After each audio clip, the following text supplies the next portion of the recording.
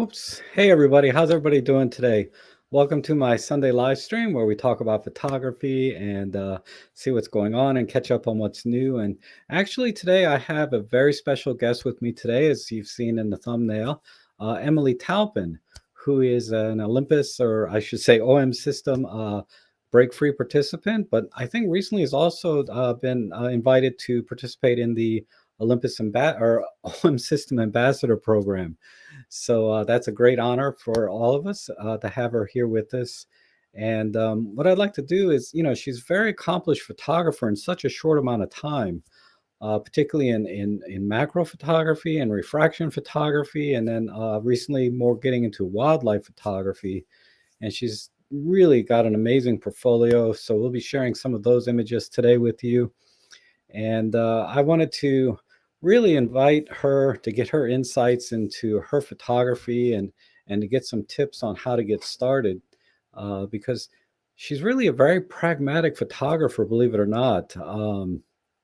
I find her videos and her tips and tricks to be very practical and realistic. She's not doing anything really fancy and trying to get crazy with the gear and all of that. She gives you very good tips, I think, in her YouTube channel, and she accomplishes, really amazing photography with just the simplest of things.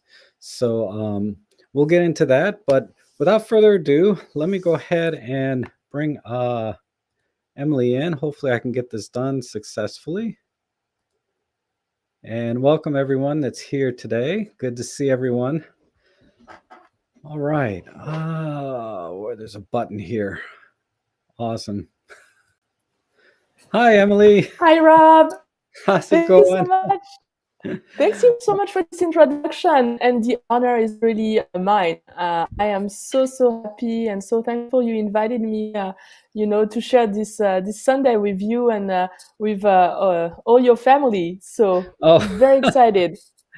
Thank you, and we're very happy to have you with us today. And I know that a lot of my viewers will be very excited to hear about your photography and what you do and how you take your images and all the advice that you can give us and your perspective on photography, because there's a lot of wildlife photographers, macro photographers, but we all have our own voice and our own way of communicating that with our community. And I always like to get different people's perspectives, and particularly with you recently became, I just saw on your Instagram, an OM ambassador. Wow, congratulations. Thank you so much. I'm still feel I'm dreaming. I'm still pinching myself every, hour or so, just making sure it's not a dream. Yes, I'm extremely thankful and honored to be part of the new OMSystem ambassador program. Yeah, that is amazing, especially in the short amount of time that you've been in. So why don't you tell us about yourself and what we should know about you and your photography? Yes, definitely. I'll be happy to do that. So, hi everybody. So I'm actually, you can tell from my accent, I'm not from the US. I actually have dual citizenship. So I moved to the US 17 years ago. I studied English and I just wanted to have a break, like a year break in my studies. So I came to the US to teach. My job is actually, I'm a teacher. I teach French at a university in New Hampshire. And I love my teaching assistant position. I just enjoy teaching so much. I decided not to go back to France. I decided to stay here. I did my master here in Miami, at Miami University, and I just was very lucky to get a job at a university in New Hampshire, and I've been teaching for 17 years since I came in. And photography, I was not even a hobby for me at the beginning. I started photography 4 years ago, so not that long. I mean, I had, my cell phone, and I would take a photo with my cell phone. And I actually was very, very encouraged to get a camera because I went on a trip to France and I took a photo and I decided to submit it to the Weather Channel. I'm a big weather fan, and I think all photographers, all nature photographers are, right. We always looking at the weather, and it was, yeah, it was very well received. I finished among like the 50 best photos on the Weather Channel, and I thought, oh, I can take photo with my iPhone, but what could I do if I had a real camera? So I should say, I should backtrack and tell you that I'm from a town in France called Chalon-sur-Saône, which is where photography was invented. So I feel Oh, like I need you to have go to. back to my roots. So if you actually go to France, go to Chalon-sur-Saône. It's in Burgundy, and there is a photography museum. It's free, and it's a great little museum.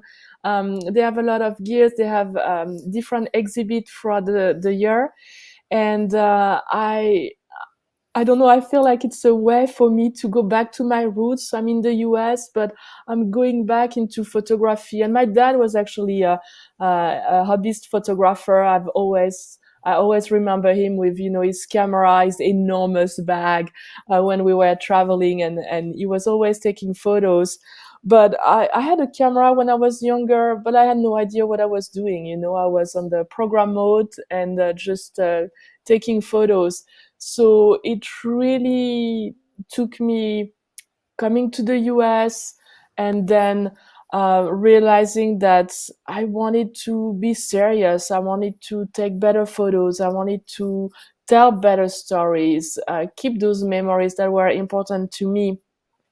So I bought a camera. I did a little bit of research. My first camera was not love at first sight. So I spent a year kind of, trying out, watching a lot of YouTube videos.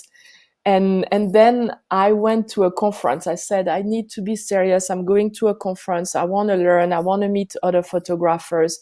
And that's really what I think was the turning point for me, is going to a conference on Cape Cod and meeting all those excellent photographers. They give me amazing advice, and the best advice I ever had was, if you are serious with photography, you need to join a camera club. And so that's what I did. I joined my local camera club, and I met some amazing photographers that really took me under their wings, and that motivated me to get out there, try different things, try different system. And then I went to another conference, NECC. If some of you are familiar, we are in the Northeast, and they actually have a conference there. Might be their last conference, unfortunately, this July, and it is big. It's on a campus in Amherst, and you get to practice. You have photo walks. You have speakers, and I really, really enjoyed it. And I actually was looking for a different system. I was not happy with the system that I bought when I first started. And that's how I got to the Olympus table. A few of my friends at the camera club told me about this Olympus camera that I should really look into. And I really wanted something that was light. That was a big, big problem for me. The camera that I had at the time was not light. And I was always thinking, okay, how much can I carry? I'm going on a trip. And I thought I was compromising too much. I'm going to only be able to get those two lenses to fit in my bag. And I have extremely bad back. So I like to keep things light and simple.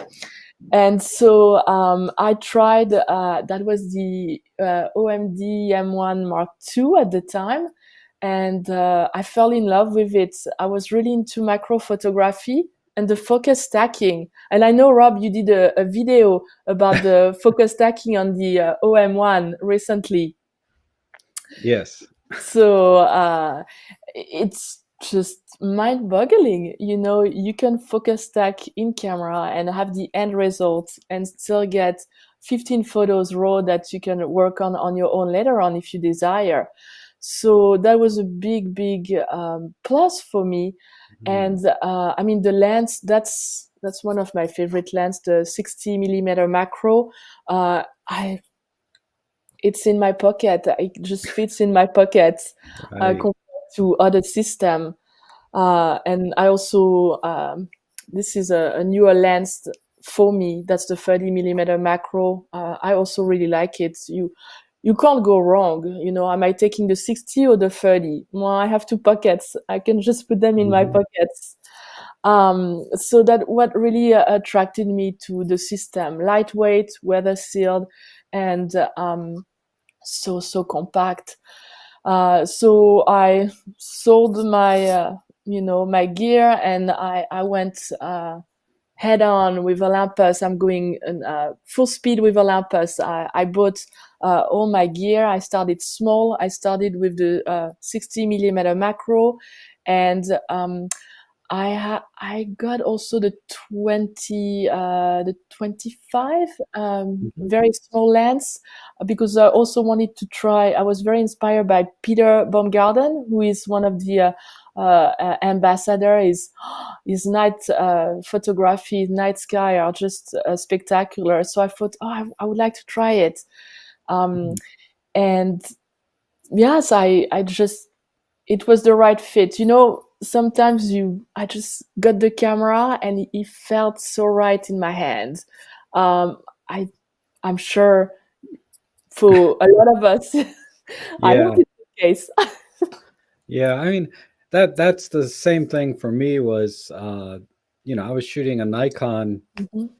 full frame system, and Yes. I just bought the Olympus to have something very small and light to take with me when I go hiking and stuff.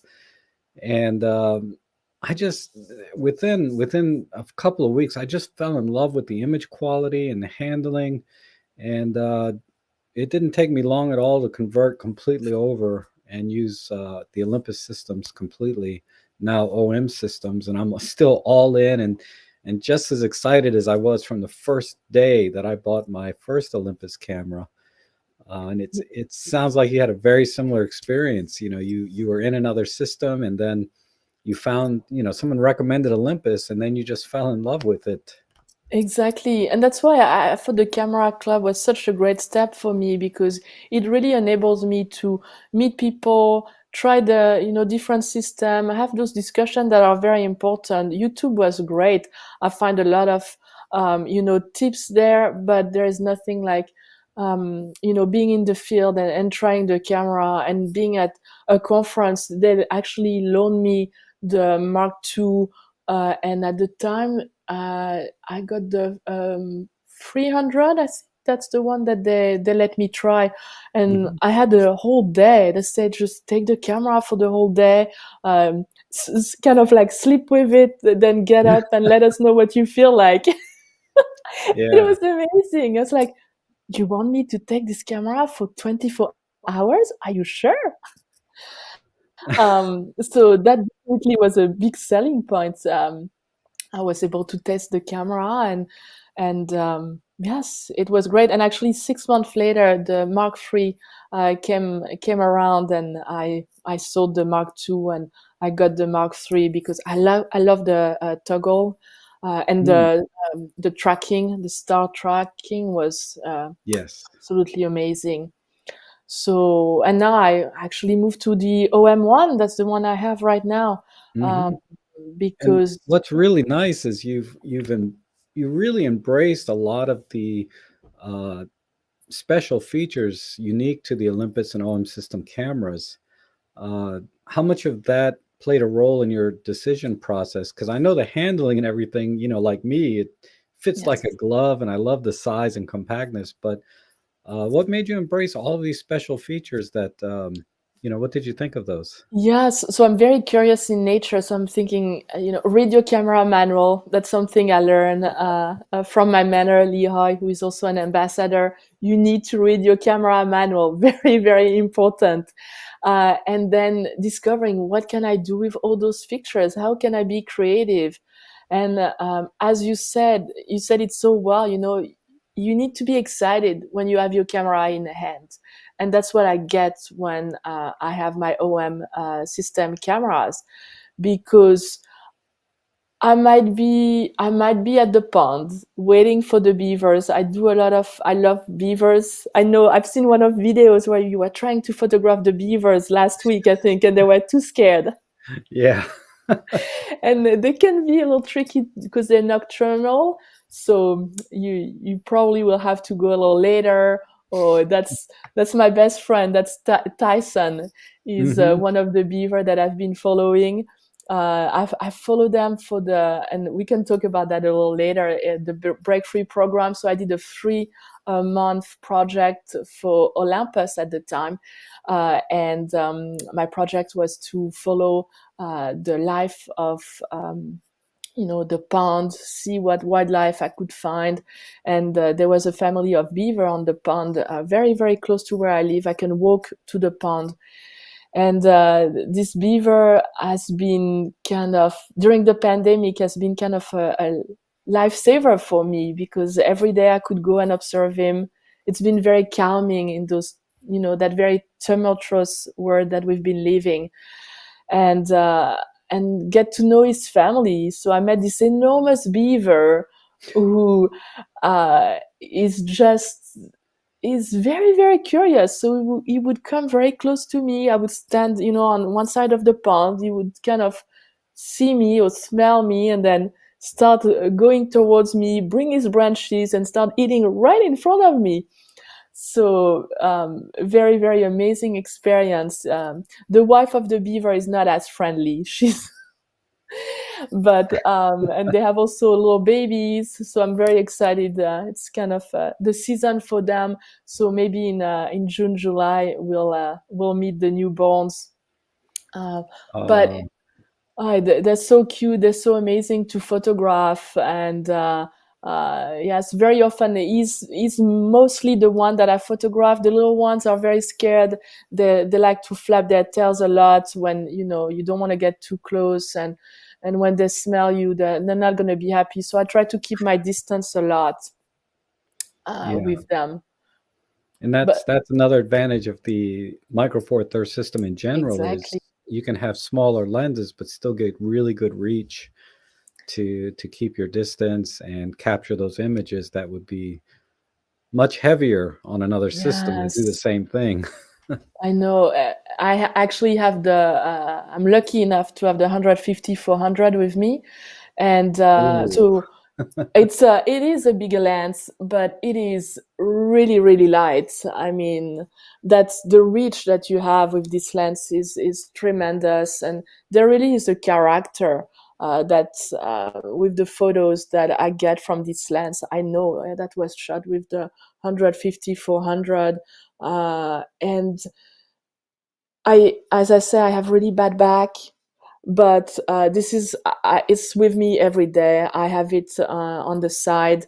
I take it on my daily walk, and that is not a problem. I wouldn't be able to do that with other system.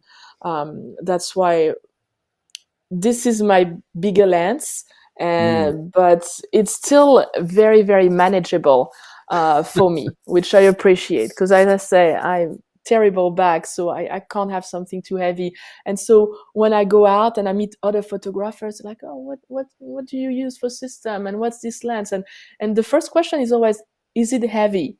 And so I Uh-huh. just hand the lens and the camera to them, and they're like, and it's like, what do you mean? That's the reach that you have, and that's how light it is. So they're quite impressed with the system, because they're like, well, you need a tripod. You need to. Where is your tripod? I'm like, I don't like to shoot with a tripod, because I feel like I like to be flexible. I like to be able to move fast. So I was in Yellowstone last year, and everybody was on their tripod and taking photos. And I thought, well, okay, the bear is moving, or whatever I'm shooting is moving. I wanna have that flexibility, not be stuck with my tripod and have to grab everything and run. Here, I feel like it's giving me more flexibility, not to have to worry to carry a tripod with me. And try to look for different angles as well. I feel like if I'm with a tripod, I'm going to be a little bit more lazy. I'm not going to look at those different angles that I could get if it's me and my camera. So that enables me to work on my subject more. I feel like for me, I totally understand people who like the tripod, and I think, after 3 hours, I'll be happy to, set up my camera on something. But most of the time, I just like to be, to break free, to just not have to worry about carrying Right. heavy equipment.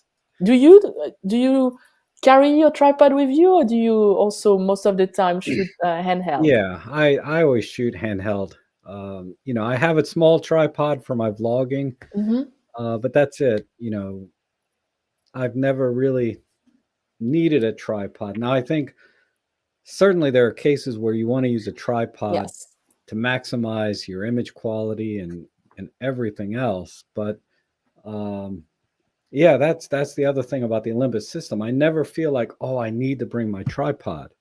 Exactly. I only bring it when I think if the situation, if I want to go really extreme with a particular type of shot, then I'll get full on tripod with the spikes and weights, Yes. But Yes, exactly. yeah, but for the most part, yeah, I'm like you, tripod is secondary. It's really the Yes. last thing you want to carry, and the thing, and you never regret, oh, I forgot my tripod. You never regret that with all the image stabilization we have in our systems. Yes. It makes it so much easier, and takes a load off our hiking and camping.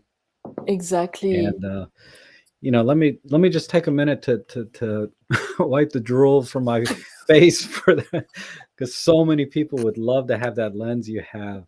Tell me about your experience with that lens, like being able to get that kind of reach, and what's it like to shoot with that lens? Yes. So when I did a project for Olympus at the time with the beavers, I didn't have that lens. I had the 100-400, which also I really really enjoy. But the 150-400, it's a different category. I think one of the ambassador was saying it's like, the difference between driving a Toyota and a Ferrari. The Toyota is a great car. That's the car I have, and I love it. But it's not a Ferrari, and I really feel like that 150 and 400, they really spoiled us. It's really uh, a beautiful beautiful lens. And then you have the teleconverter that you can also just switch at, like, in a click. That's right there, that gives you even more reach. So it's been really amazing. And there is one, so right now the ospreys are coming back, and I was actually at the pond this morning looking for them. And you might have a few image of ospreys. So this one is actually the harrier. So it's like an hour from where I live on the seacoast in New Hampshire. And there are beautiful harriers that hunts on the dunes, the sand dunes of the seacoast of New Hampshire and Massachusetts. So that's usually where I like to go. I do a lot of snowy owls. I try not to go very often because I know a lot of photographers are with the snowy owls, and following them, and it's not very, very good for the birds. You don't want to stress them too much. So when I go and look for snowy birds, snowy owls, I'm not gonna spend too much time with them, and I want to have that distance that the 150-400 gives me. I don't need to be that close to the bird. And to me, that's, you want to be respectful when you're doing wildlife. And I definitely don't want to flush the bird. I don't want to stress the bird. I don't want to injure the bird in any way. And I've seen some behaviors that were really inappropriate, and that's not what a wildlife photographer should be. That those are our subject. We want to showcase them in the best way possible, but we also want to make sure that our action are not gonna have an effect on them. And this NOIA was in Concord, New Hampshire, downtown. So Concord is the capital of New Hampshire, but it's surrounded. We have 80 miles of trails, and this NOIA was actually downtown Concord. There's no flash. It's just the light of a car that was coming. And I got it with the 150, 400. I don't think I would have been able to get anything good with another lens.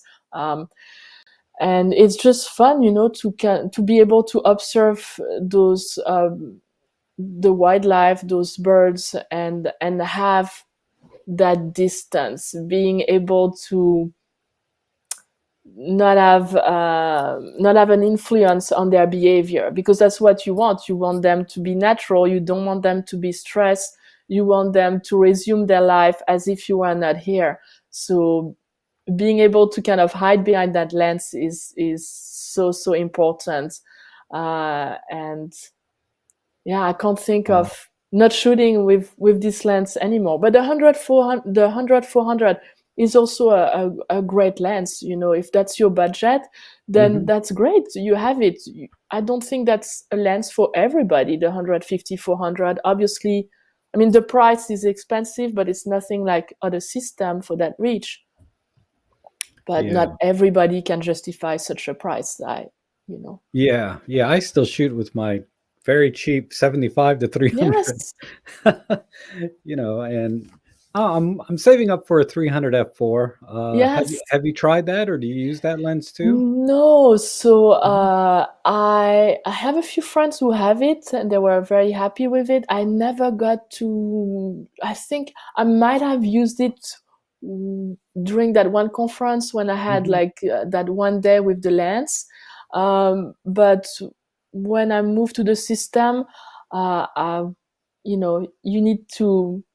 The saving is I'm a teacher, so Yes. my So you had to pick one. exactly. And I really wanted Yeah. to get into macro. That was really my goal. I Mhm. had a garden. I live up in the White Mountains at the time, and I was fascinated by, the all the bugs, all the water drops on the flowers. So that really, really was my goal when I started. Which is great because they're not, they're accessible, and you can also find some second hands. Um, I have the 40 to 150, and Mhm. that's one that I bought secondhand because I didn't have the budget um, at the time, and I saved to be able to get the 150 400 because I really want to be more serious with wildlife. Yeah. I want to travel more, and there are a lot of wildlife that I would like to encounter, that I would like to document. That I know the 150 400 is the right fit for me. Yeah, and that's that's what I mean by, part of what I was saying earlier was, yeah, you have this 150 to 400, but you're still very practical, right? You made a very conscious decision. Yes, I'm going to go into wildlife. I'm going to get the best lens for me. I don't, if I get the 150 to 400, it gives me that zoom capability, that exactly. teleconverter, the stabilization. I don't need the 300 then, right? Exactly. And that's why Hmm. I don't have that many lenses, to be honest with you. I like to keep things simple. As you Yeah. said in your introduction, I like, you want to see my diffuser? That's my diffuser. Right. Yeah, it's just a paper towel or something, right? In cardboard. Exactly. Cardboard, paper towel, and then, Uh-huh. some aluminum Oh, foil. right, right. So I have my own diffuser. Can I buy a diffuser? Sure, I can. But I like the challenge of Yes. being able to build something, to create something, and to use it. To me, it's really really fun. Um, so I have my camera bag is a 6 little Peak Design bag, and I'm not Hmm. sponsored by Peak Design. I just really like their product, and they have like life warranty. So I know I also have my only tripod is the Peak Design tripod, which by the way might not be the best tripod. It's not super stable, but it Mm, does the work. So and it's very very compact. That's why I decided to go with it. Uh, yes. but I just keep it simple. That's my goal. Yeah. I have that 6 little bag. I can fit a lot of lenses. I have that one body that I have on my side. Oops, I'm destroying my cacti. And that's it. Keep it simple. I know a lot of people also do those challenges where they have one lens for the whole month, and that's so Mm. important. Get to know the lens that you're shooting before even started of acquiring another one. That's really, Wow. That yeah. would be hard for me, and I think a lot of people. Yes, it's true. But at the same time, it's I think it's important. You want to be very, very familiar with your camera. You want to experiment with that one lens, and it really enables you to see things differently, because Mm, sometimes we just think, "Oh, okay, well, I'm just going to change my lens," and well, use yourself. You know your best tripod. You just move back, move forward, lower yourself, look at all those angles, and that's what I like. That's how I function when I go, and every day I have my camera with me. I go on a walk, and I'm just trying to think differently every day. How can I see the same walk? Because I'm doing very often the same walk around the pond. What mhm, can I see? How can I see things differently? What is the story today? Even if it's the same landscape, the light is going to be different, mm. the wildlife is going to be different, and that's what Yeah, motivates me to get out every day. I like that. When you go out, what is the story today? Because Yes. I'm like you. When I go out, I have one or two parks that I like, are pretty reliable, but every day is different. Yes. And you need to say, okay, this is a great park. I've been here 100 times, but what's the story today? Yes. And Every, sometimes, there's like, I did not find a story, but I Mhm. know that there is tomorrow, and tomorrow I might find an interesting story. Yeah, Or I've been waiting for the osprey to come back, and they just actually came back yesterday. I'm ecstatic. Ecstatic. They are actually building their nest, and last year they were around, and they lost their two little babies, so that was their little chick didn't make it. So I'm hoping yeah. that this year will be a different story for them. But you get really attached to your subject and following them and seeing what they are doing, how their day is going, what challenges they have to face, and being able to document and share. Mm. That's been really amazing for me. I've met so many people during COVID on the trails, and that's what we Mhm. talk. Oh, what did you photograph? What did you see? What do you know about the pond? Have you seen the beavers? Have you seen the osprey? Have you seen the herons? It's been really, really amazing, and something that being a photographer um, gave me is that community, sharing with others, sharing your passion with others. It's Yes. been so rewarding. And that sort of brings me to what you made a video about, the number one thing to improve your photography, Mhm. and it's something that I can say has really been a big part of my life recently, was joining a photography club. Yes. So tell me some of the benefits that you've had since doing that, or why would you encourage people to join their local photo club? Yes. So in my camera club, the Seacoast Camera Club, it's in Portsmouth, New Hampshire. Um, we meet twice a month, and we have competitions. And competition is great because to me, it's a very friendly competition. We all have a theme, the same theme, and we go out and we challenge ourselves. So, for example, our next competition is going to be funny, and before that, it was black and white. But you are going to try things that maybe you wouldn't have on your own, and then you get inspired by all the photos that you're going to see this evening, because there are really some amazing photographers who are part of the camera clubs. And being inspired, very, very important. Ask You be able to ask questions. Where did you shoot this? How Mm, did you have that idea? How did you structure that photography? Like, how did you make this photo? Like, sometimes I've seen some of my photographer friends, and I'm thinking, I have no idea how you were able to capture this, like, can we meet, can you explain to me how to do this type of photography? And just the inspiration for me, it's really, really important. And then we also have the other time that we meet, we have speakers. So they will come and they will talk about, it could be technical things about how to read your histogram, or it could be about them and their work at Yellowstone. We had like Tom Murphy, who is a photographer who is in Yellowstone. So he's kind of like the photographer of Yellowstone. And his work is absolutely amazing. He went skiing across the park. I think he's the only person who has been able to do that. So very inspiring people that you will meet, and that will be, guests at your club, and then you get to talk with all the photographers, all the local photographers. And sometimes when you're at home and you're thinking, oh, it's cold out there, the weather is terrible, I'm not going to go out, that you might have a friend from your photography club who's going to be like, oh, there is that swan that just landed in the park and we haven't seen that for 12 years. Just come out now. And I'm like, oh, well, okay, I'm going to come out. They're going to motivate me to go out.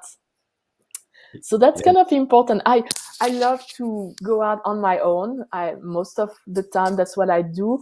But I also love that camaraderie, that, hey, let's go out, let's challenge ourselves. And I always learn something when I go out shooting with the people of my camera club. Wow. So how is your camera club? Oh, well. Have you found one? I'm sure you have where you live. Yeah, definitely. Actually, one of my viewers reached out to me and said they run a photo club and wanted me to come out and go shoot with them. And I said, oh, wow, okay, yeah, you're just down the street. Why not, right? And that was almost 2 years ago. And it's really probably one of the best things I've ever done in my personal journey in photography was joining a club. And he's here actually today in the chat section, David Crooks. And yeah, and a couple of the members, I think I saw David Tellett. He's also a member of the club. And we go out with the group sometimes we go out individually. So you make new friends. And, and I think that's part of the photography, is enjoying the craft, but also meeting new people, making new friends, and just enjoying life in general more, right? Exactly. And appreciating the world and things around us, like the wildlife and the nature. And I really like how you talked about how you want to respect the wildlife and not stress them or interfere with what they're doing, by keeping your distance. And what's really was neat was how you said, your little buddy Tyson there, was Tyson like a little bit intimidated at first, but because he sees you every day, you guys became friends? Yes, I mean, beaver have a very strong sense of smell. So maybe after a while, it's like, I know you've been here, you're not causing any harm to me, so it's fine. I can come in and get close to you.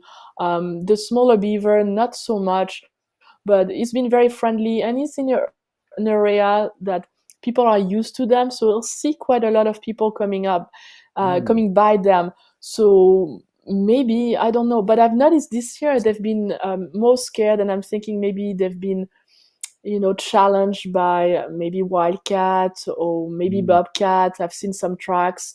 So there's been a change in their behavior. Even my friend Tyson, I think, has been a little bit more wary when I'm around. So I'm double careful now. I'm definitely keeping even more distance and making sure I'm not going to disturb them in their habit.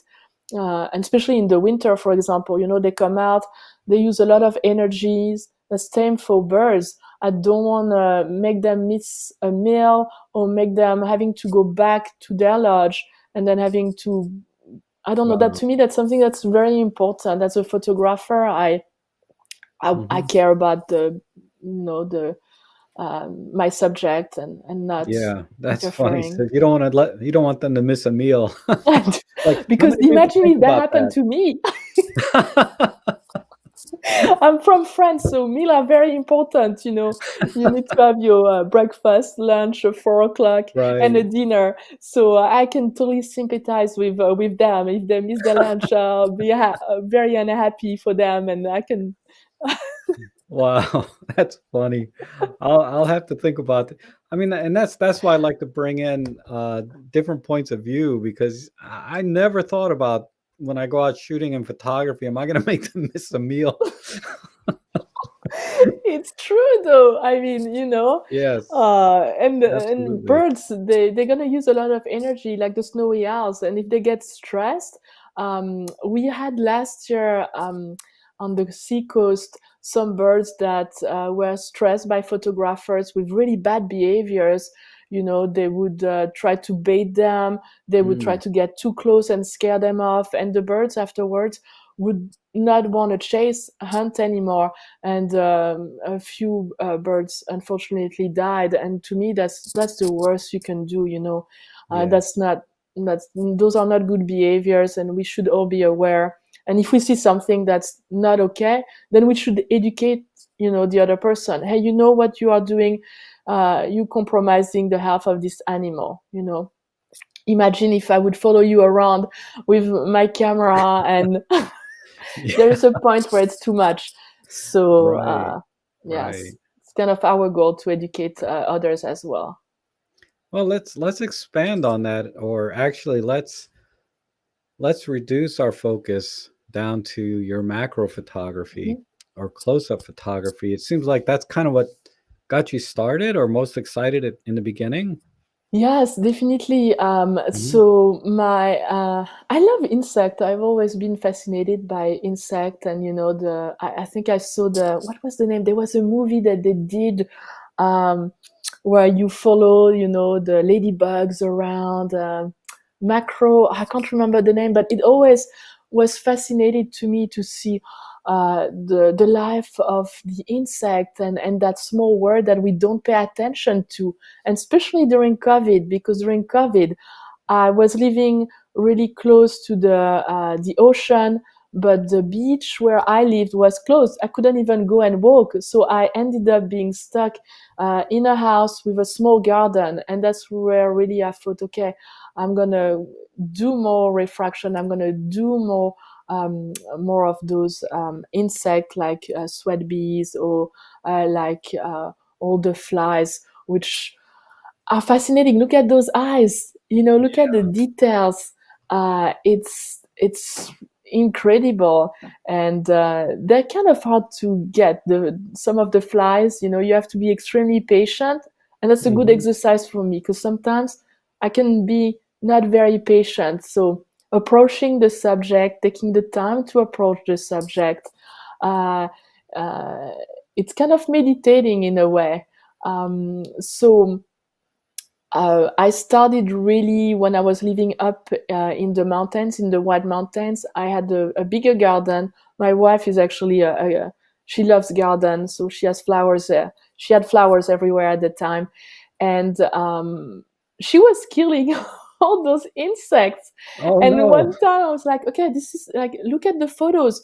I can't remember what I took. It was grasshoppers, and they were eating a flower. And I said, look at this photo of the grasshopper.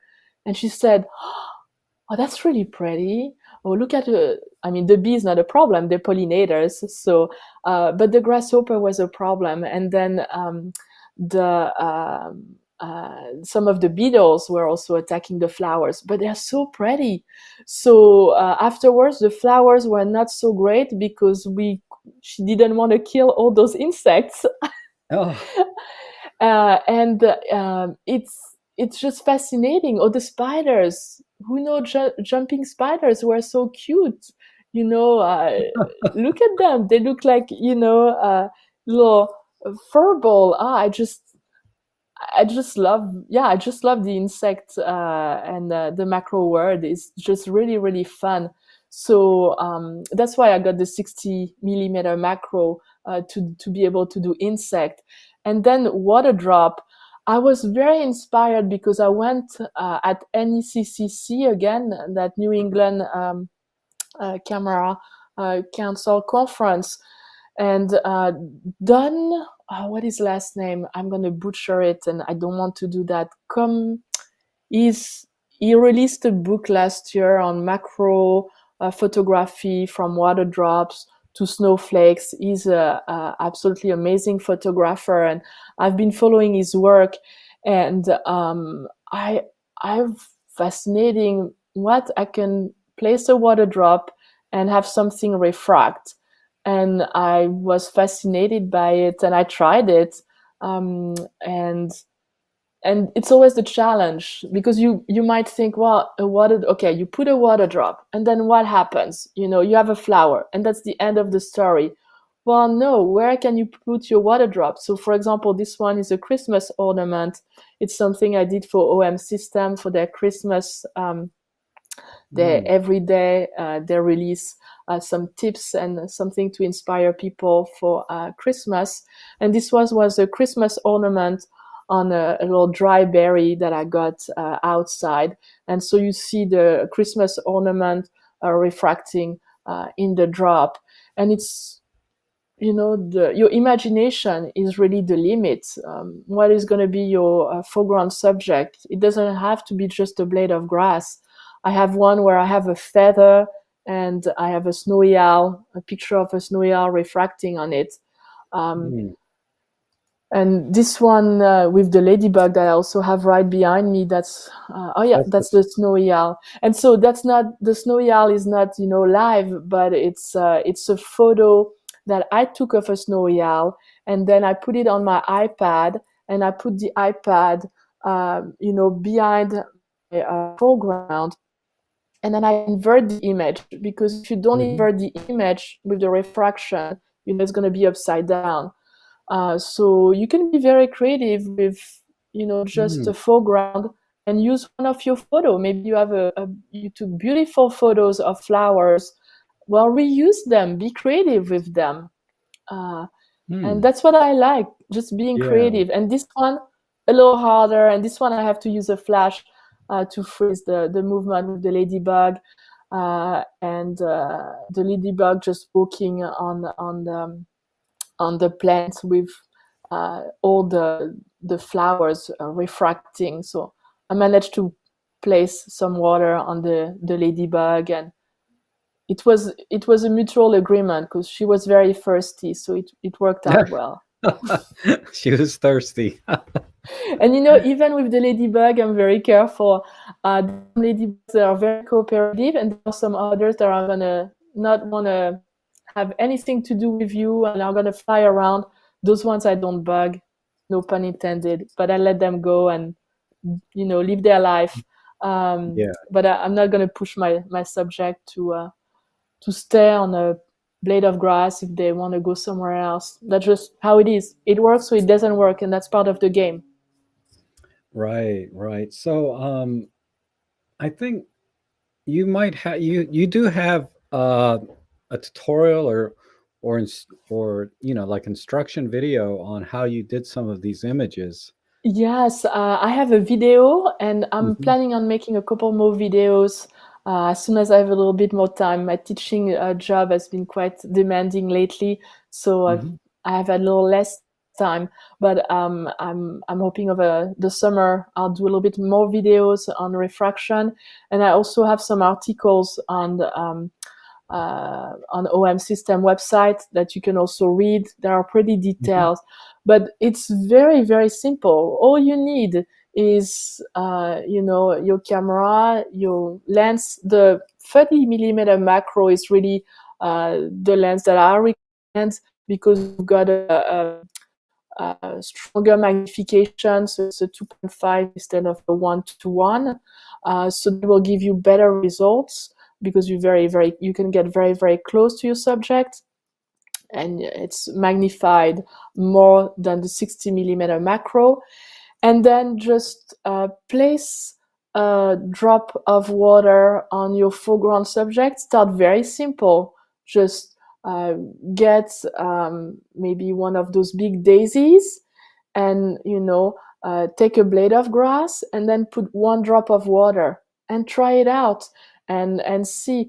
I like to focus stack because I want my background to be completely blurry. So I will, probably shoot wide open, and then I will focus stack in camera and see, what I can get. I always like to start with, when I focus stack, probably around maybe I'll do 15, but sometimes I do even 10 shots to see what I get. And then the focus differential, I start with 7 and see where it gets me. Hmm. And Yeah. then I'll change. I'll see what's the result. I can see it straight away. So I know that I might have to change things depending on how close I am to my foreground, how far my flower is that's going to refract. So it might change. I don't have one setting for refraction. And the key for refraction is I don't use flash, but I use a light. So you can have Yes. LumaCube, or this one is a Lytra. They don't do them anymore. I don't know why, because I really like them. Yep. But you want to put the light on your background flower, and that will more make you. That's what makes your water drop really pop. Mm. So that's the key. So you want the light on the background object. Exactly. I see. Yes, and then you will see it will it will bring the contrast, and the colors are going to Mhm. be much nicer. So you wanna put the light on the background subject. Okay. Yeah, I wouldn't have thought of that, but it's something I'll have to try. And then for the water drops, you just use like a syringe of some kind? I do. So Mhm. I use an insulin syringe. Oh, insulin Um, syringe. Okay, because you can get yes, those anywhere. exactly. So you go to your local drugstore and you ask them. My local drugstore had two different type of insulin syringe. And the person I explained refraction and water drop, and she said that then you need to have this type of opening. So she gave me, Mm. a pack of syringe, and Mhm. you could do it with an eyedropper. That's how I started, but you're gonna be way more precise if you use a syringe, because it will let you place the drop where you want, and then the drop will want to get away from the syringe, which with the Mhm. eyedropper it's not the case, because that's what they're made for, those syringe. Ah, So that's the key. The water will want to run onto something else. And then for your okay. foreground, you blade of grass is great, and different plants. When you see that there is a little pattern, like or it has a little texture, then it's more likely to accept the water. There are some surfaces that will absorb the water, and some that will, have the water drop run down. So you just have to experiment and see what Right. works best. Yeah, But if you've you got start with some. blade of grass, So, like in this photo, do you use a syringe to put all these drops on, or was it already I there? did. Wow. No, I did. I find it in the garden, and I thought, oh my God, this is so beautiful. I can definitely do something, and I can do something with water drops. So I brought it home, and then I placed all the drops. Yes, it it's the game of Wow. patience, and you Yes. want to make sure that you're not gonna bump your subject. You need to be very stable, because otherwise it's a lot of work that is gone. And some people use what is it, a solution they mix us with, oh, the name escapes me. It's a very common mix that makes your water drop stay longer. Mm. It's Sunday morning. I don't know why it's escaping me. Um, but so you could do that. I don't do it because I like how ephemeral the drops are, Mhm. and then I can just, do something else. Okay, the drops are already shrinking. It's time for me to find another composition. So it's another challenge. Mhm. But if you use this solution and you mix it with the water, Mhm. Like then glycerin, maybe. yes, exactly, and Right. that will glycerin. With the glycerin, then your water drop will stay way longer. But I'm very clumsy, and the glycerin is very sticky, and I'm probably gonna put it everywhere, so it's not a good idea for me. But for you, other people, it might be. You should definitely try it. I'm sorry, I was muted, but yeah, that's something I'll probably try next myself. I don't have a macro lens, and but I can use extension tubes and then Yes, just crop in, right? and you definitely will have to tag me because I want to see the results. Oh, okay, definitely. And if any of you guys out there in the chat section have your Instagram accounts, just tag Emily, and so she can see your efforts too. That would be a lot of fun. Little Yes. competition from Emily. I would love that. That would be great. And if you tag me, I'll definitely post your result on my Instagram page. Maybe I should do that. If you want next week, I'll take a look and see what everybody's doing, or maybe I'll give you 2 weeks. And if you have any questions, just send me a message. I'm really, really happy to help you out. So don't Yeah, hesitate. And then I'll post the results of everybody, on my Instagram feed. great, great. Yeah, and I have all her contacts and things, links down below, so you guys can go right to her Instagram, her portfolio, also her page on the OM Systems or Olympus website. Lots of good stuff there that you can see directly instead of watching it through the stream, because there's so much stuff that I didn't even get into, that you have in your website and on the Olympus site. You have some tutorials there, it looks like, and and of course your portfolio is really amazing, with all the wildlife and macro, and now this is a photography I never even considered before. I mean, I've seen it time to time, and I'm like, oh, that's neat, but it just seems so, like, my brain just could not connect with how to do that Mhm. kind of photography, right? And you'll be Um, surprised, it's not that complicated at all. It's a lot of patience and mhm. experimenting, but it's really fun. And I think sometimes if it's winter and you might not be able to get out, you're stuck in a snowstorm like we are very often on the East Coast, on the northern Right. East. So here I have a flower. I'll be able to do some macro. It's a good challenge. I like to be challenged. I like to try different things with my camera and see what I can get. And experimenting is really how you might find new avenues and new passion as well. Hmm. So give us a couple of tips for. I mean, you've already given a few about the syringe and some other things, but when you're doing your macro photography, let's say you're going to go out and you're going to do, Mhm. you want to do macro and you want to do the drops, Yes. right? What do you bring with you when you go do that? Yes. So I'll have the 30 millimeter macro. Hmm. I have a little bag. I don't have it. It's uh, in my other room, Yeah, unfortunately. it's just But camera bag though, right? yes, a Hmm. camera bag. And for this, so I have a little kind of like a little purse with. I have my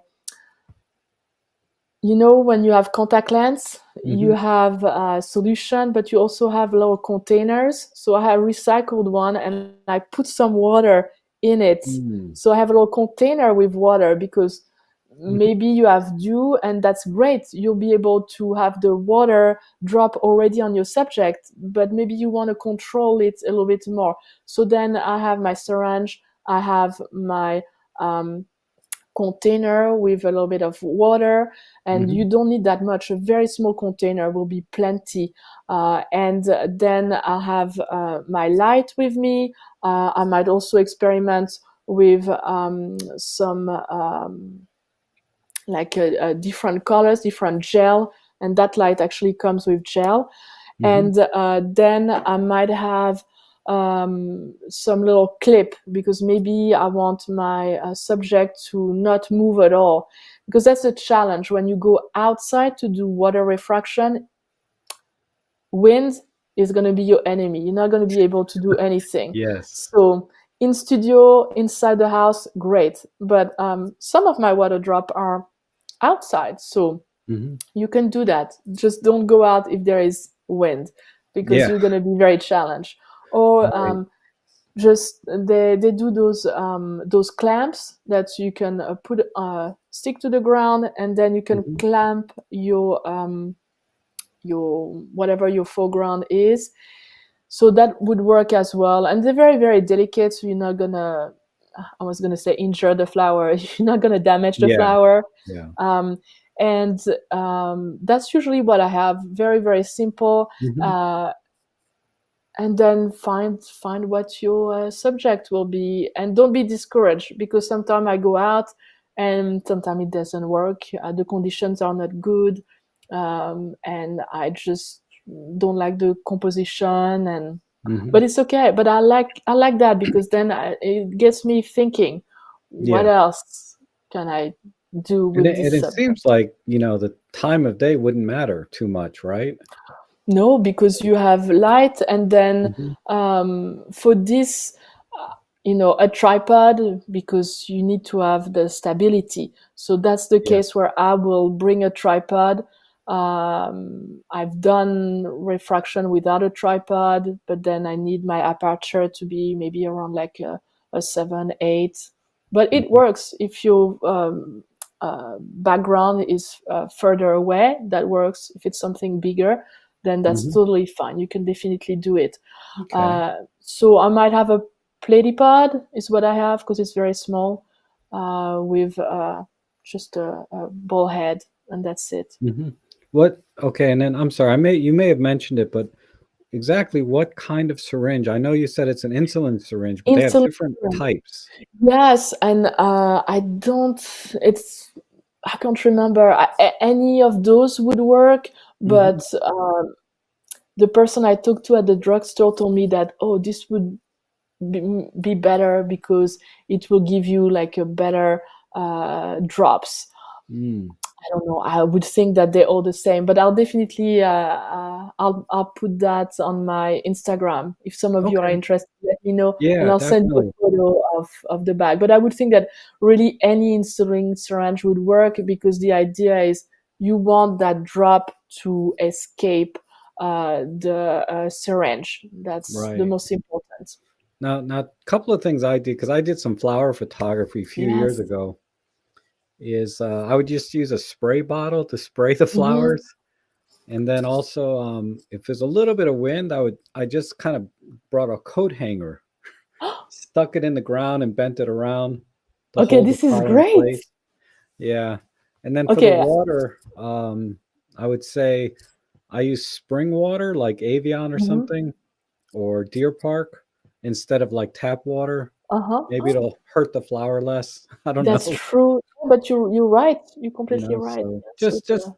two little things I did years ago when I was trying to do flower photography, but I never thought about, going further with diffraction and things like that. Yes, That's and amazing.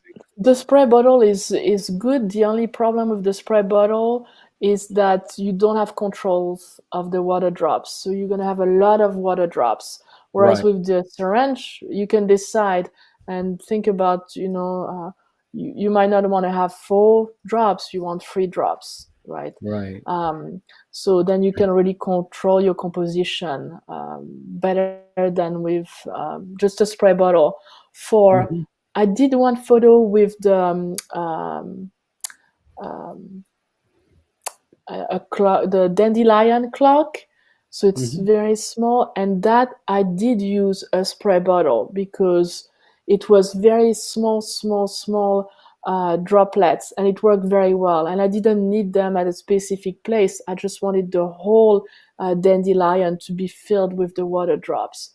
So for in that case, I would definitely use a spray bottle, but Right, with the precision I need most of the time, I have my insulin syringe with me.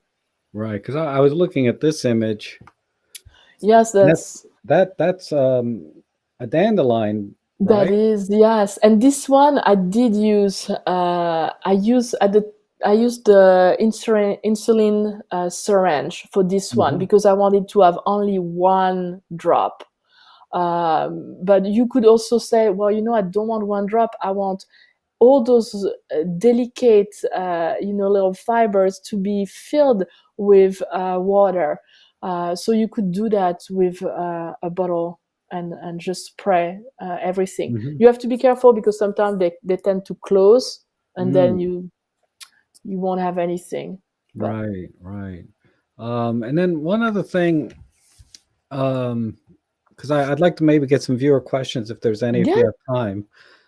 But in one of your videos, and you have a lot of very practical videos, and that's what really, really surprised me is when I was watching, I was like, wow, that just is simple and it makes sense, and you're very, very, very practical in your advice. But one thing I found was, I don't know if you have it handy, but I wanted to share this one tip because it just surprised me. Is the battery case, oh yes, right? I could go Um, and get it if you yeah, want. go and get it. I want to show Okay. that uh, this one tip. It's true, and I think I got it from Lisa and Tom Kuchara. They're also Olympus ambassadors. I'm Hmm. pretty sure you know that's where I got it. But so here it is. So that's the battery, Right. and unfortunately, it doesn't work now with the OM1 because my battery didn't come with. I don't. I'm still waiting on receiving the new battery, so I don't Yeah. know. Maybe they have. But so I don't Let know me. if you can see it a little bit. So you can see there is like a Whoops. triangle here, and so here you have a little window, and I put the triangle up. That means that it's charged. So I know that the batteries with the triangle up will mean that it is charged. And once I'm done with the battery, I used it, I put it down. So here there is no more arrow. I know that this battery needs to be charged. Yeah. I, I never noticed that before. The And whole it has a time, little battery sign. If you look, it's right there. I had no idea. With That's my why I dying like eyes, I would have never seen it anyway. But after watching your one video, I was like, I'll be damned. That's why there's a little hole in the it is. in the But that's battery why case. I like OMSystem. They're just Yeah, they think about these little things, right? exactly to make your life better. And I'm like, Right, right. that is really amazing.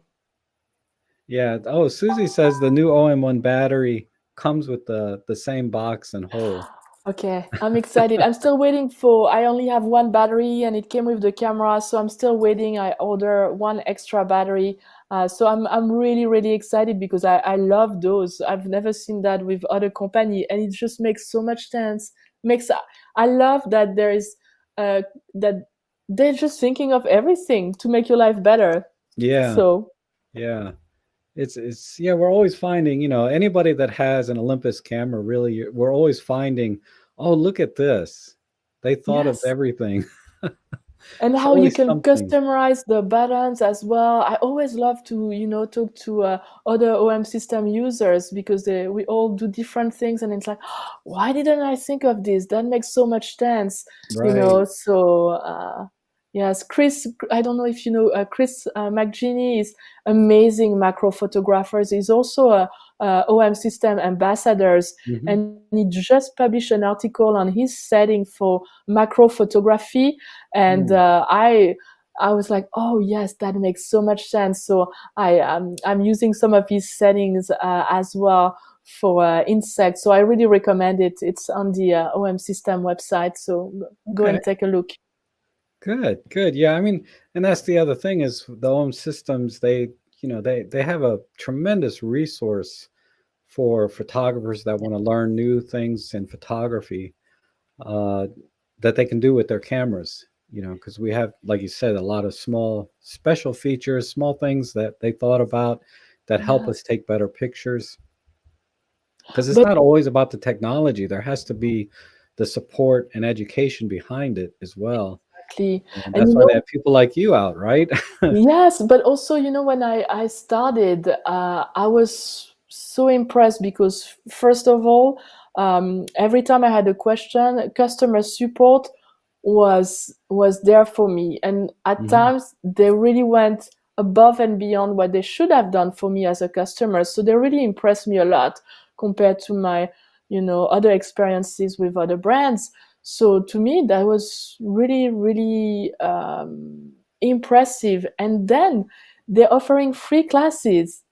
Yes. I mean, I took advantage. I took a class with Mishala about macro, with Magda Miko about, I think, bird photography, and you can also get one-on-one with some, also some of their text. It's really amazing. I couldn't believe it. So it's free. Just go on their website, Hmm. look if they have spots, and you can take a class with sometimes 5, 10, 15 people and ask your question.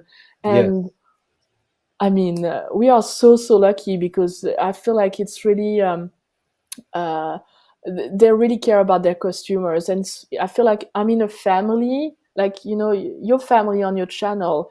We're all helping each other. But it's Yes. true, it's true.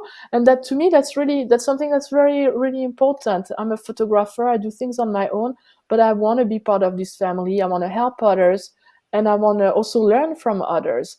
And I feel like that's what I find with the OMSystem, and it's been so Yes. rewarding. So let me just make a quick note. If anyone has any questions for Emily, go ahead and type them out now. Um, let me ask you what, and I'll just start it off. I guess there's one question here about batteries. I don't know if they're referring to the OM1 battery or the EM1, but tell me, I know the EM1 you have a little more experience. How do you feel about the battery like with the EM1 battery versus the new OM1 battery? Yeah, so I don't have enough experience with the OM1 yet, and I've been using Wi-Fi, so it's been draining my battery a little bit more. Mm, But I never had any problem with, this battery before. And, as OMSystem said, they really improved the battery life. hmm. So I just need to change my setting, because I've my settings right now on my camera. I ordered a wireless, a remote control, and Mm, so I've been using wireless setting on my camera that's been draining the batteries. So I need to fix this, and then I can, give you a right answer. But yeah. for this, I never had any problem. I think they're excellent batteries. They last for a really long time. Hmm. Uh, so yes, no complaint. Okay. So you're using for Wi-Fi, are you using it for the shutter or are you using it for Yes, something because else? it's a wireless remote, so I can just wirelessly connect it to my camera, and then when I do the refraction, I can just use this remote control wirelessly to press, so I don't introduce any vibration on the camera. So it's Okay. an extra Yeah. step, an extra caution. You can definitely, press on your camera. It might introduce a little bit of vibration. Usually it's nothing, that's gonna break or make your photo, but it's Hmm. just an extra step for me. And I'm very clumsy, so I might, bump something, bump my Right. camera. So I like that. It's a peace of mind for me to have that. If you don't have the wireless remote control, you can also use your phone and the app. That's fine as Hmm. well. Right. Right. Okay. There's another question for you is about a few words on your vision for landscape photography. And I'm just showing some of from your portfolio here, some of your Yeah. images. But if you could tell us about your approach to landscape and how do you think about framing or composition or tips when you Yes. go out? So it's funny, because I feel like my landscape is very much aligned with my macro. I like to focus on one subject and keep it very simple. Like, this is just the mountains and the layers, and Hmm. the what I care about is the lights, having the right light on the landscape. I'm really not a landscape photographer, and that's something that I want to get more into. But if you look at the lens that I have, yeah, I'm a wildlife. I'm a macro photographer. Right, right. If I have the right story, like I see the reflection in the puddle here, or I have this amazing atmosphere, or right after the waiting for the moon to go over the lighthouse, then Yeah. yes, I'll definitely want to tell that story. But this one, I want to, have the moon going down on the steeple, and those are places that are quite known in my state. So that I will do. But otherwise, I still feel like I have so much to learn in terms of landscape. But I want to do more. I like to keep things very, very simple. Yes.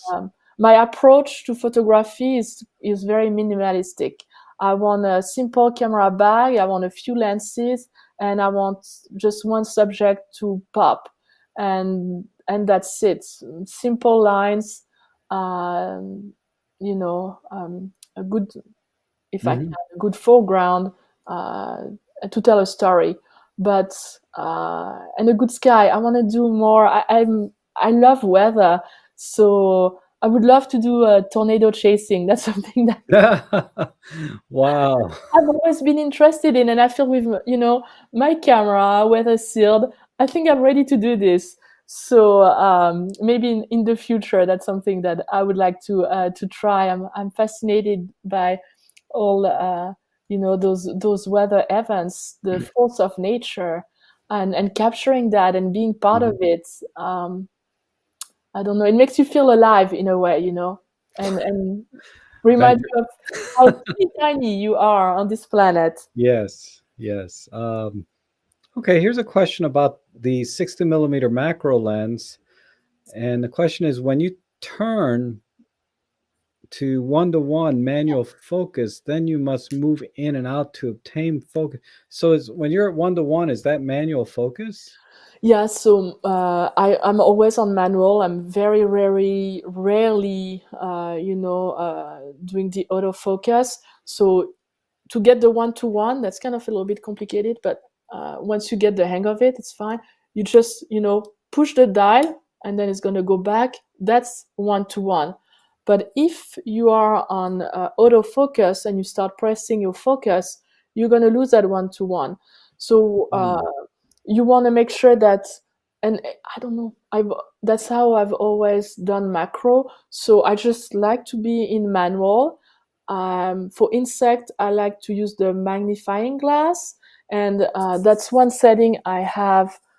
So right here on my camera, I don't know if yeah, if you can see here. So Mhm. here, my magnifying glass is that button is set on magnifying glass, and then Mm. I want to make sure that the eyes are sharp. So that's what I will. I will just press on the button, magnify, my eye is sharp, and I just do that, and then Wow. just take different shots, just drill, and then one of them will be sharp. So uh, you're using high-speed shutter too yes, then? I am, yes. Okay. If I can, because of light and my aperture, and then I might just do one. I'll do one, and I'll just not breathe. Mhm. Just no movement, and then you just have to try to get a great macro shot.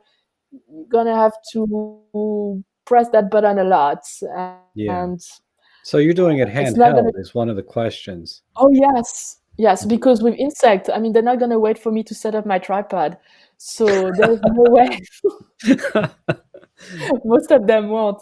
I want to be flexible again, and with the stabilization of the OMSystem camera, it's not a problem. So Yes. I just approach slowly, and then okay, I can see. I'm gonna magnify, eyes in focus, click, and hopefully it will work. Um, and then, as I said, sometime I will spend like 5 hours and get maybe two free shots that I like. That's it. And I'll have hundreds of shots that are not going to be anything. And that's normal. No, you're not Yeah. going to get out there and get all of your shots being excellent shots. Just a few of them will be good. That's part of macro with insects.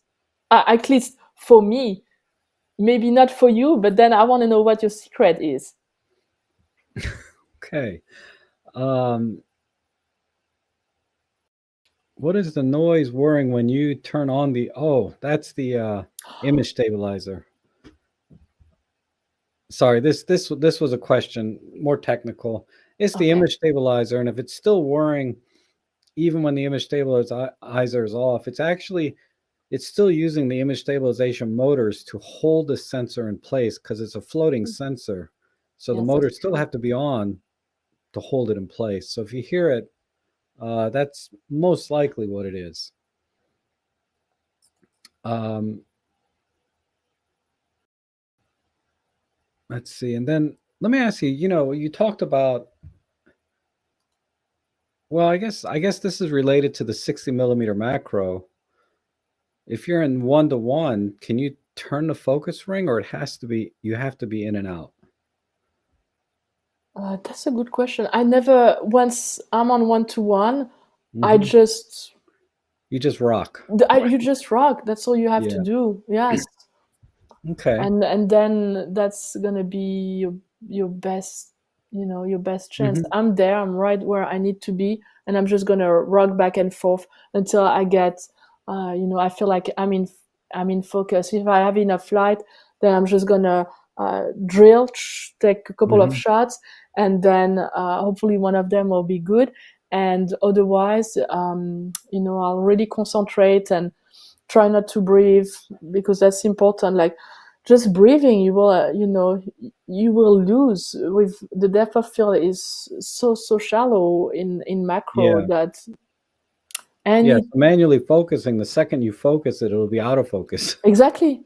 Yeah. That's why you need to rock.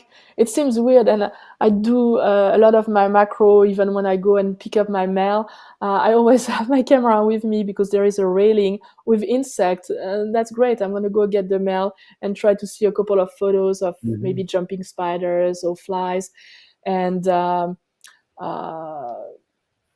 yes, that's Yeah. I know. Well, you live in a safe neighborhood. I can't go to my mailbox with anything expensive. Oh, really? You need to move to New Hampshire. Sure. It's too Here we don't cold. even close, our cars most of the Oh my time. God. Let me ask you that. This something came to my mind was you have both the 30 and the 60. If you could Mhm. explain a little bit about why you would use one lens over the other for your macro. Yes, distance, and this is so sharp as well. This I will use for insects. This one, it will give me a greater magnification. So I will use mostly for refraction. That's a great lens for refraction. Hmm. But also, you can also, it's great for mushrooms. I use it a lot for mushroom, and I also can get a little bit more of a scene. So that's what I would use for the mushrooms. Yeah, this is one you did. Yes, exactly. With this one and the bouquet behind. I love mushrooms. They're so fun. The fall is a great Yeah. time.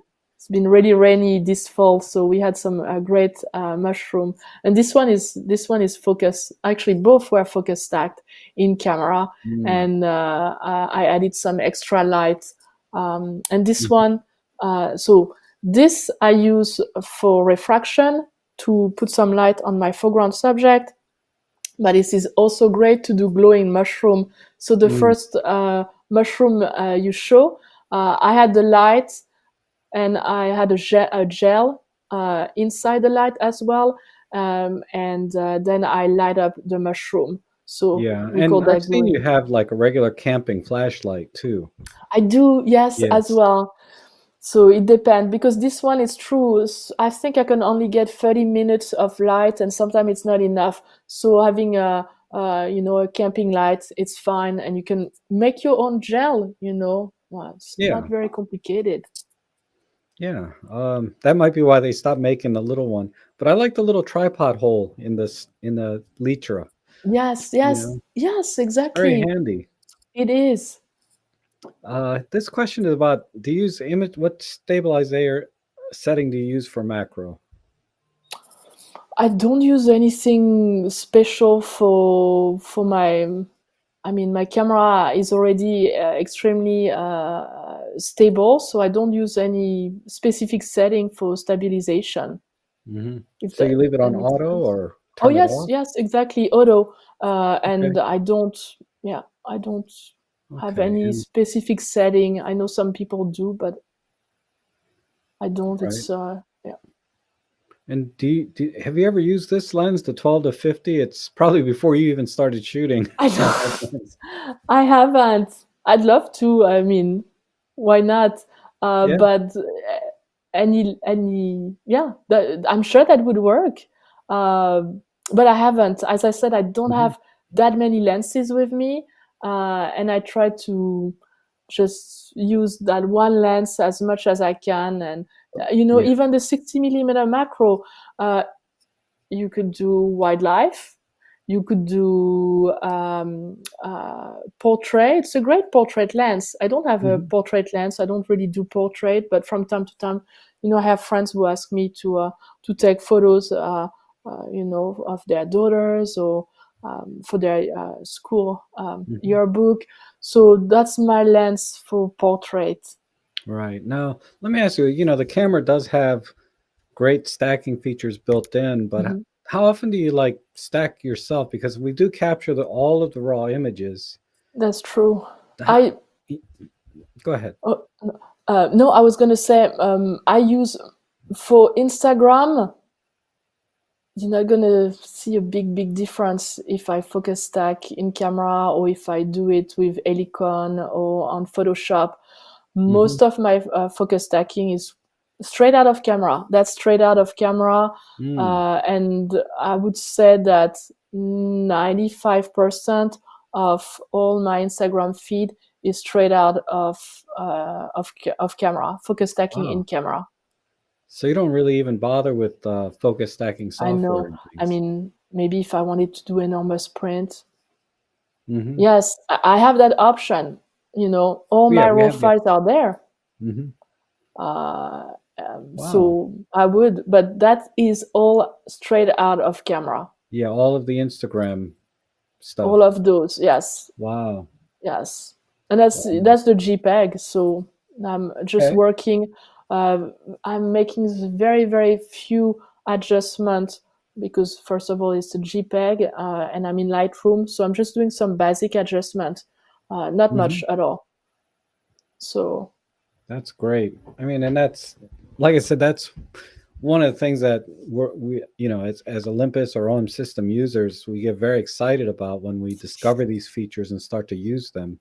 exactly. Yeah. I mean, I like that it's a camera that helps me to focus on what is my next shot instead of how many hours I'm going to spend on Lightroom and maybe miss other shots. And you do need to spend time on Lightroom. You do need to Hmm. improve, your photos, but you also want to make it fun. And if you start thinking that you're spending too much time on Lightroom and it's not fun, how many photographers have I heard? Oh, okay, well, I have to touch all those photos, and Right. then I feel like it's not fun. I want to be out and I want to take my photos and I want to share a story with you. That's not gonna be a story that is gonna encompass on my other stories in a way. So if I can do it efficiently thanks to my camera, why wouldn't I do that? And then if really I need to go back to those raw photos, then yes, I have that option, but I Hmm. don't feel like it's necessary for my Instagram work, for example. Um, Wow. Yeah, I wouldn't have assumed those were straight out of camera. I would assume that you stack those in software and posted them, but most people do that. I mhm. should do that, but I don't know. Do you really feel like there's gonna be a big difference for my Instagram feed? Yeah. No. No.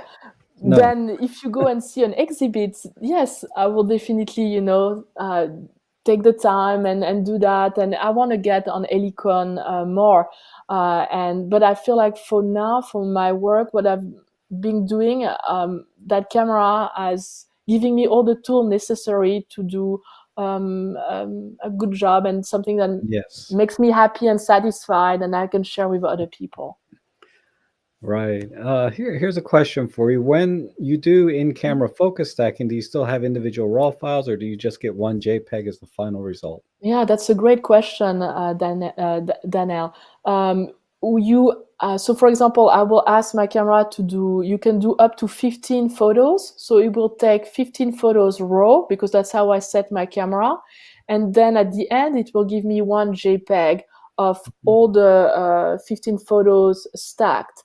But you still have those 15 photos raw that you can then grab and go on Photoshop, or go on Helicon or other software and focus tag them on your own. But you have that option. You have the JPEG.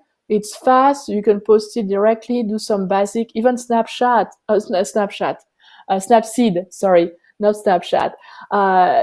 You can just do a quick edit right there and put Mhm. your work very, very fast. Yeah. And then somebody wanted to see that diffuser again. Are you sure? Are you gonna blackmail me if I show you my diffuser? Because it's it's a little bit. It's not even, a rectangle at this point. I bumped it quite a lot, but it's just a piece of paper. I was doing some research on what the best type of diffusers are, and someone said, just a paper towel is actually a great diffuser, and then cardboard that I designed that would work.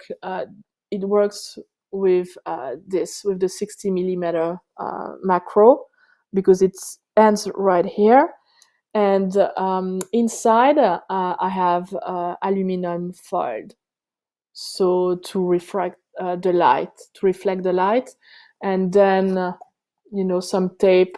I taped everything in black. You can do any tape that you want. I just want to make sure that there is no light. I'm not going to lose any light, and then to make sure that it's holding, you know, just I think a knife. I just put a hole, and that's just my elastic. So you can do it. It's a fun afternoon project, and then. So how long does that last? Because that But that's the thing. It's really amazing because I mean that's cardboard. That's fine, and uh it's protected with the tape.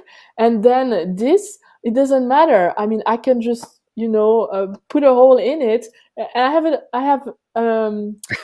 There's no problem with getting paper towel, right? Right, Not right. anymore. So that's not going to be a problem. Okay. Well, let me wrap it up here with you because I don't want to take up your whole day, but I really appreciate you coming in and sharing your thoughts and sharing your experience with cameras and the kind of photography you Mhm. do and the tips and sort of I guess you're it's always interesting to hear your perspective when you're going out and doing your photography. Like it just blew me away. You think about taking a bird's meal away, little things like that. And It I can't is. wait to hear more about your photography through your YouTube channel, through your images that you share with us on your Instagram and your portfolio, and then what you're going to be doing in the future with OMSystem as their one of their new ambassadors. Yes. Looks very exciting. So congratulations on that, and thank you so much for being with us today, Emilie. Um, Yeah, I Hopefully, wanted maybe in about to. 6 months or so, we can come back and talk a little bit more about what you've done since then. I'm sure many great things to come. Yes, that I would love that. It's been a really Great. great time, sharing with you. And um, if as I said, tag me on your refraction. I want to see what all of you Yes. guys are doing. That would be really fun. And don't hesitate if you have any questions. I'm actually going to be next thing that I'm doing this summer. I'll be up with my mentor Leroy. He was my mentor for the Break Free program, Mm. and it's yeah, we hit it off. He's just such an amazing person. He was an amazing mentor. I could not have asked for a better person than him. So he invited me to uh, wildlife nature tour, Mm. and we are going to be in Glacier at the end of June. So if anybody is interested, join us. It's going to be very, very fun. A French person and a Mhm. Texan together. We're going to have a lot of fun. Wow, I can't wait. So definitely share that. Any links or any way we can participate in that on your Instagram or website or channel. Like I said, all your links are down below. If anyone would like to keep in touch with Emilie. So thanks again for being here, Emilie. I really appreciate your time, and I hope to have you back again in maybe 6 months or so. That sounds great. Thank you so much, Rob. All right, And you thank have to you. come and visit me. Oh, Bye. I will. Thank you. Bye bye. And then everyone, thanks for joining us today. You were all very gracious with Emilie. I appreciate that, and I'll probably be back Thursday for my normal live stream, and I have some more tutorials coming. So stay tuned for that. But thanks again for being here today, and I hope to see you all again soon.